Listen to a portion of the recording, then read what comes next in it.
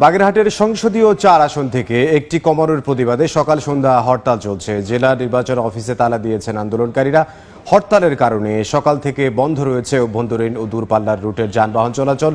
এতে বিভিন্ন গন্তব্যের উদ্দেশ্যে টার্মিনালে আসা যাত্রীরা পড়েন চরম ভোগান্তিতে। এদিকে জেলার বেশ কিছু এলাকায় রাস্তায় গাছের গুঁড়ি ফেলে সড়ক অবরোধ করেছেন হরতাল সমর্থকরা। অফিস আদালত খোলা থাকলেও হরতালের কারণে উপস্থিতি কম। বাগেরহাট সর্বদলীয় সম্মিলিত কমিটির সদস্যরা জানান, বাগেরহাটবাসীর অধিকার আদায় না হওয়া পর্যন্ত কর্মসূচি অব্যাহত থাকবে। কঠোর কর্মসূচির হুঁশিয়ারি দেন নেতারা।